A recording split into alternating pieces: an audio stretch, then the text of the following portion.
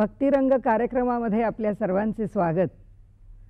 भागवतोत्तम संत तुकाराम महाराजांच्या काही अभंगांच्या भक्तिरसाचा रंग आपण ह्या कार्यक्रमात लुटूया। बहिणाबाईंनी आपल्या अभंगामध्ये म्हटल्याप्रमाणे ज्ञानदेवांनी हा भागवत धर्माचा पाया उभारला आणि त्याचा कळस तुकाराम महाराजांच्या जीवनाने झाला आणि हा भागवत धर्म ह्या महाराष्ट्रामध्ये आज 750 वर्ष विस्तारलेला आहे। तुकाराम महाराजांच्या अभंगांची महती तर काय सांगावी, जे कधी भंग पावत नाहीत असं ज्याचं स्वरूप आहे त्याला अभंग असं म्हटलेलं आहे। रामेश्वर भट्टांनी ते अभंग इंद्रायणीमध्ये बुडवले, परंतु ते वाङ्मय जसंच्या तसं 13 दिवसांनंतर वरती आलं आणि आपलं अभंगपण त्यांनी सिद्ध केलं। आपल्याकडे भगवंताचं रूप सांगताना वर्णन करताना सुद्धा असं म्हणतात की रसो वै सहा, भगवंताला जाणावा कसा तर त्याच्या रसानी जाणावा, म्हणून आपण सर्वजण त्याला भक्तिरसानी जाणण्याचा प्रयत्न करतो। तुकाराम महाराजांनी आपल्या वाङ्मयामधून भक्तीचा रस आहे तो वेगवेगळ्या प्रकारांनी प्रकट केला आहे। कधी ते जीवीचा आर्त भगवंताला सांगतात, तर कधी भक्तीचा प्रसार करतात, तर कधी प्रपंचाचा त्यांच्या ठिकाणी येणारा जो उद्वेग आहे तो व्यक्त करतात। ही अशी निरनिराळ्या भावांची अभिव्यक्ती एका भक्तीच्या माध्यमामधून संतांच्या मुखामधून आणि त्यांच्या अभंगामधून सातत्याने होत असते। तशीच तुकाराम महाराजांच्या या अभंगातून तशी अभिव्यक्ती झालेली आपल्याला दिसते। आपण जर बघितलं तर हा जो अभंग आज आपण निवडलेला आहे, डोळिया पाझर कंठ माझा दाटे, त्या अभंगामध्ये तर त्यांनी भगवंताला असा आर्तपणाने विनवलेलं आहे की भगवंता, अरे तुला माझी आठवण कशी होत नाही, मी किती प्रकारांनी तुझा आठव करतो, तुला किती प्रकारांनी निरोप धाडतो। पंढरीचे वारकरी संत माझ्या देहूपासून निघतात, तुझ्या पंढरपुराला येतात, त्यांच्याबरोबर मी तुला निरोप धाडतो, तरीही तुला पोचत नाही। तुला पुष्कळ काम आहे, मला माहिती आहे, तू पुष्कळ व्यस्त आहेस, साऱ्या ब्रह्मांडाचा पसारा तू सांभाळतोस, पण माझी थोडी आठवण ठेव। अरे म्हणाले, तुला पुष्कळ लोक आहेत भजणारे, पण मला कोण आहे, मला तुझ्याशिवाय कोणी नाही, तू एकटाच प्रामाणिक माझा सखा आहेस, त्यामुळे एकदा तर माझं स्मरण कर, एकदा तर माझ्याकडे वळ आणि एकदा तर मला दर्शन दे, एकदा तर माझी आठवण कर। असं बघितलं की आपल्याला असं वाटतं की अजून तुकाराम महाराजांना भगवंताचं दर्शन झालं नाही आणि त्याच्या पूर्वीची जी अंतःकरणाची उलघाल आहे ती ह्या अभंगामधून प्रकट झाली आहे। परंतु वास्तविक तसं नाही, हे भक्तीचे भिन्न भिन्न रस आहेत की ज्याचे आविष्कार संतांना आवडतात आणि त्या आविष्कारांच्या मध्ये संत रंगून जातात आणि संत आपला एक एक भाव वेगवेगळ्या प्रकारांनी प्रकट करतात। कधी त्यांना भगवंताशी मिसळून जाण्याचा आनंद अभंगातून रंगवावासा वाटतो, तर कधी आर्ततेने त्याला बोलवावंसं वाटतं, तर कधी ह्या जीवनाची असारता रंगवावीशी वाटते आणि त्यामुळे वेगवेगळ्या प्रकारचे भाव प्रकट करताना नारदांनीही भक्तिसूत्रामध्ये असं म्हटलं आहे की ही जी परमविरहासक्तीची भक्ती आहे की ज्याला आपण असं म्हणतो की जो मजा मनुष्याला वाट पाहण्यात आहे तो भेटीत नाही, आणि तसा भगवंताच्या भेटीकरता आसुसलेले हे जे संत आहेत, पुन्हा पुन्हा भेट व्हावी याकरता जे आतुरतेने त्याची वाट पाहतायत, तीच आतुरता ह्या अभंगामध्ये त्यांनी प्रकट केली आहे।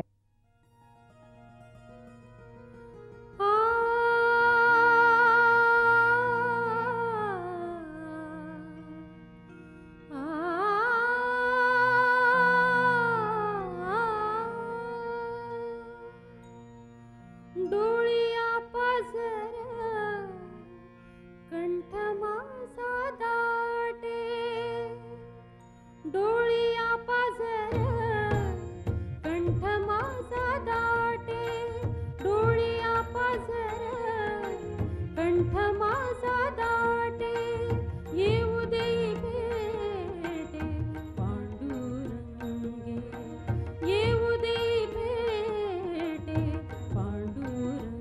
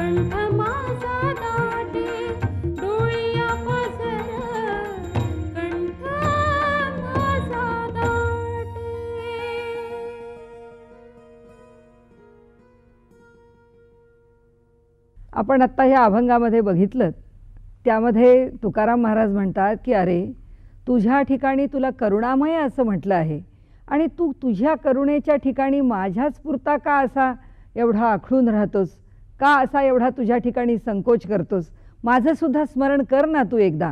आणि असं म्हणून जी आर्तता इथे प्रकट केली आहे, बरोबर याच्या पुढच्या अभंगामध्ये मात्र तुकाराम महाराज मोठे आत्मविश्वासाने उभे आहेत.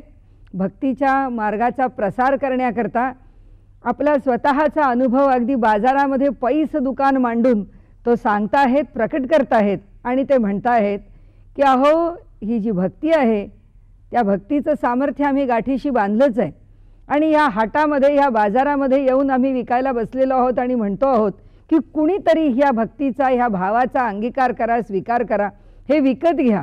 या सुखाच्या पेठेमध्ये आम्ही दुकान मांडून बसलो आहोत. त्या दुकानात विकायला चांगला ठोक घाऊक माल आणला आहे रामनामाचा आणि ते रामनाम जर आपण घ्याल तर त्यामध्ये जे सुख आहे, त्यामध्ये जो आनंद आहे, जे सुखाचं आहे, जे फुकट आहे, जे काही न देता मिळणारं आहे आणि ज्यामध्ये अपार अपार असा आनंद, अक्षय्य असा आनंद साठवलेला आहे. म्हणाले, हे मी आपल्याला पहिल्यांदा सांगतो आहे का? असं म्हणाले, मुळीच नाही. हे मीच प्रथम सांगतो असं नाही. आज परंपरेमध्ये हजारो थोर पुरुष होऊन गेले आहेत की ज्यांनी ह्या सुखाचा अनुभव घेतला आहे, आनंद लुटला आहे. आनंदाचे डोही आनंद तरंग, आनंदाची अंग आनंदाचे, हा अनुभव अनेक संतांनी घेतला, हा मार्ग अनेकांनी चोखळला, ही पेठ अनेकांनी भरलेली आहे. त्याच पेठेमध्ये मी पुन्हा आपल्याला रामनाम घ्या म्हणून सांगतो. हे रामनाम कसं आहे असं सांगताना पुन्हा ते शेवटी असं म्हणतात की यात कोणता घातपात नाही, यात कोणतंही ढोंग नाही, याच्यामध्ये कोणताही वरपांगीपणा नाही, याच्यामध्ये कोणताही धोका नाही, याच्यामध्ये कुठेही वेडवाकडं जाण्याचं भय नाही. आणि त्यामुळे हा जो आनंद आहे ना, हा आनंद मनुष्याच्या जीवनाला पुरून उरणारा आहे आणि जीवनाच्या नंतरही मोक्षाच्याही पलीकडे चतुर्थ पुरुषार्थाच्या वर असणारा हा पंचम पुरुषार्थ आहे. आणि हा भक्तीचा पुरुषार्थ आपण आपल्या ठिकाणी प्रकट करा, तो प्राप्त करा आणि त्याचा आनंद लुटा असं म्हणतात. आणि एका वेगळ्याच भावविश्वात आपल्याला तुकाराम महाराज आता घेऊन जातात. त्या अभंगाचा आता आपण आस्वाद घ्या. आपल्याला कसा वाटतो आपण पहा.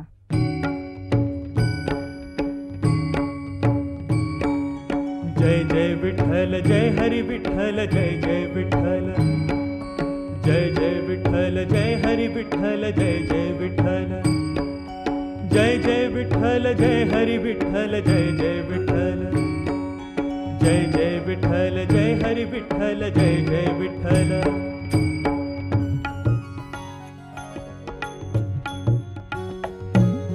भक्ती भाव आम्ही बांधीला से गाठी, भक्ती भाव आम्ही बांधीला से गाठी.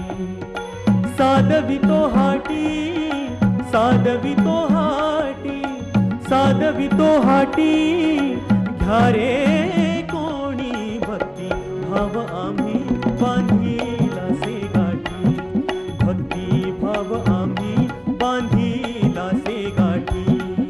साधवितो हाटी, साधवितो हाटी, साधवितो हाटी, घ्या रे कोणी भक्ती भाव आम्ही बांधीला से गाठी, भक्ती भाव आम्ही बांधीला से गाठी.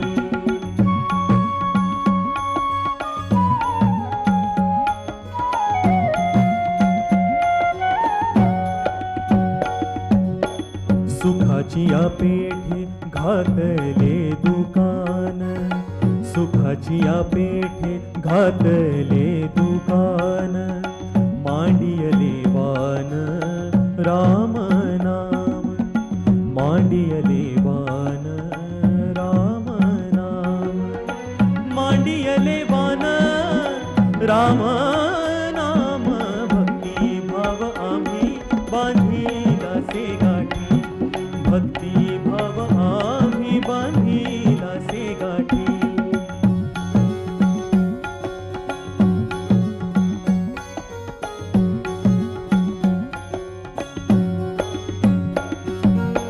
सुखाचे फुकाचे सकळांचे सार, सुखाचे सकळांचे सार तरावया पार भवसिंधू तरावया पार भवसिंधू तरावया पार भवसिंधू भक्ती भाव आम्ही बांधिला से गाठी भक्ती भाव आम्ही बांधिला से गाठी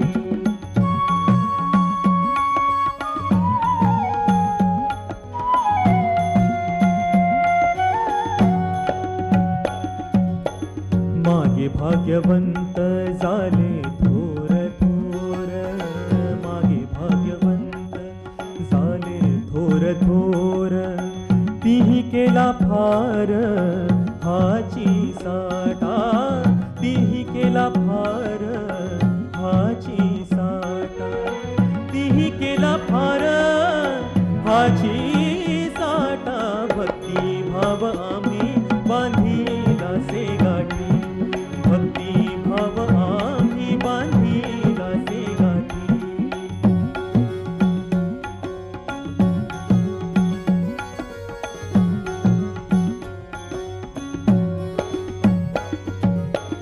खोटे कुडे तेथे नाही घातपात खोटे कुडे तेथे नाही घातपात तुका म्हणे चित्त शुद्ध करी तुका म्हणे चित्त शुद्ध करी भक्ती भाव आम्ही बांधिला से गाठी भक्ती भाव आम्ही बांधिला से गाठी साधवितो हाटी साधवितो हाटी साधवितो हाटी घरे कोणी भक्ती भाव आम्ही बांधिला से गाठी भक्ती भाव आम्ही बांधिला से गाठी जय जय विठ्ठल जय हरी विठ्ठल जय जय विठ्ठल जय जय विठ्ठल जय हरी विठ्ठल जय जय विठ्ठल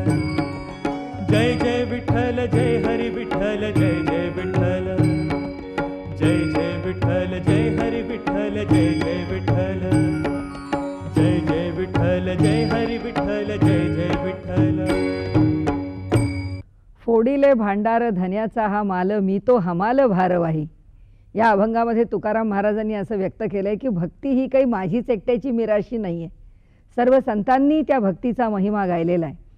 इतका भक्तीचा अपार महिमा गाणारे तुकाराम महाराज हे आता पुढच्या अभंगामध्ये आपण पाहाल तर आपल्याला असं दिसेल की संसार तापानी मी अत्यंत शिणलो आहे. या कुटुंबाची सेवा करता करता मी पार थकून गेलेलो आहे. भगवंता आता याच्यातून तू मला सोडव. मला माहिती नाही किती जन्म मी हेच करत आलो, किती जन्म मी हेच शिणत आलो. आता मला त्याचा वीट आला. कारण अंतर्बाह्य हे चोर मला लुबाडत आहेत. अंतर्बाह्य हे चोर मला हैराण करताहेत. रात्रंदिना आम्हा युद्धाचा प्रसंग की आत अंतःकरणाची विकलता आहे तर बाहेर व्यावसायिक पीडा आहे तर संबंध परिस्थिती प्रतिकूल आहे. मला असं वाटतं कदाचित तुकाराम महाराजांच्यावरती येणाऱ्या एका पाठोपाठ येणाऱ्या आपत्तींनी त्यांना गांजलं असावं. त्याच्यातून कदाचित हे अभिव्यक्त केलं असावं किंवा तुमच्या आमच्या जीवनाचंच जणू काही एक प्रतिकरूप चित्र त्यांनी उभं केलं असावं. कारण लहानपणापासून सुखवस्तू कुटुंबामध्ये असलेले, खानदानी कुटुंबामध्ये असलेले तुकाराम महाराज त्यांच्या योग्य वयामध्ये 17, 18, 20, 22 वयामध्ये त्यांचे वडील गेले, पाठोपाठ आई गेली, मोठा भाऊ गेला, घर सोडून निघून गेला, आपल्या पत्नीच्या वियोगाने विरक्त झाला. त्यांची प्रथम पत्नी आणि त्यांचा मुलगा तुकाराम महाराजांना हाही पत्नीचा वियोग आणि पुत्राचा वियोग सोसावा लागला. घरातल्या सर्वांच्या मृत्यूबरोबर हाही वियोग. या सर्वांनी ते शिणले आणि तुकाराम महाराज म्हणतात की हा प्रपंच काही मोठा सुखाचा नाही. आणि आम्हा सर्वांना ते एकच सांगतात की प्रपंचामध्ये सुखदुःख ही हेतच राहतात. आमच्या आमच्या भोगाप्रमाणे ती भोगावीच लागतात. परंतु ही सगळी भोगत असताना याच्यामधून जर अलिप्त राहायचं असेल, सुखाने जीवन जर व्यतीत करायचं असेल तर त्या भगवंतानीच आपल्याला सहाय्यभूत व्हावं. त्यांनीच आपल्याकरता धावून यावं. एक तर ह्या प्रपंचाच्या ह्या जन्ममरणाच्या फेऱ्यातून चुकवावं आणि तसंच आपलं जीवन जगत असतानाही त्यांनी आपल्याकरता आधारभूत व्हावं. त्याच्याशिवाय खराखुरा आधार ह्या जगामध्ये अन्य कोणाचा असत नाही.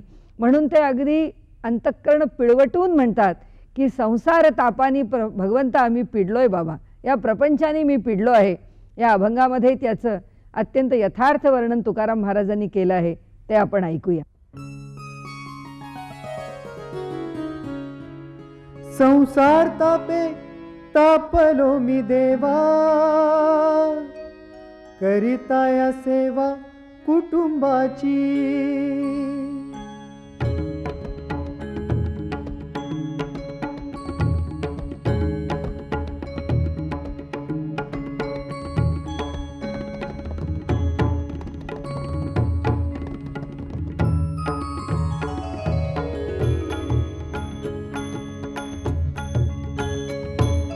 संसार तापे तापलो मी देवा, करिता या सेवा कुटुंबाची. संसार तापे तापलो मी देवा, करिता या सेवा कुटुंबाची. म्हणवुनी तुझे आठविले पाय, म्हणवुनी तुझे आठविले पाय. येवो माझे माय पांडुरंगे, म्हणवुनी तुझे आठविले पाय. येवो माझे माय पांडुरंगे.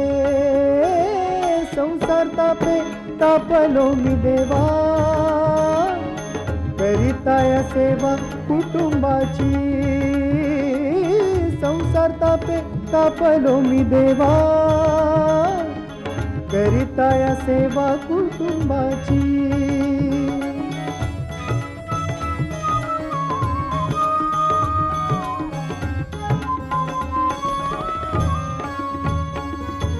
बहुता जन्मीचा झालो भारवाही, सुटी जे हे नाही वर्म ठावे. बहुता जन्मीचा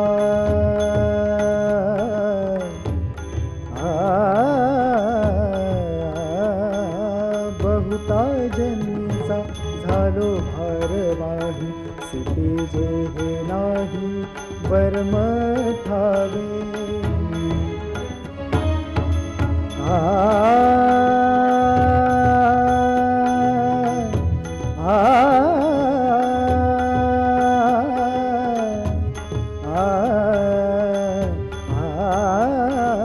बहुता जन्मीचा झालो भारवाही, सुटी जे हे नाही वर्म ठावे.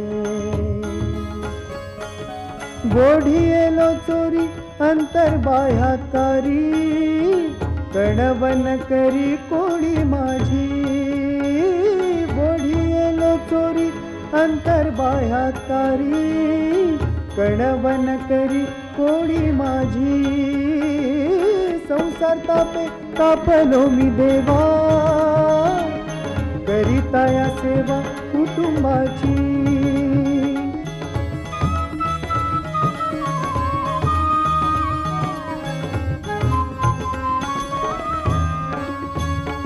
बहुपांगविलो बहुनागविलो, बहुपांगविलो बहुनागविलो. बहुदिवस झालो कासवीस, बहुपांगविलो बहुनागविलो. बहुदिवस झालो कासवीस. तुका म्हणे आता धाव घाली वेगी, तुका म्हणे आता धाव घाली वेगी.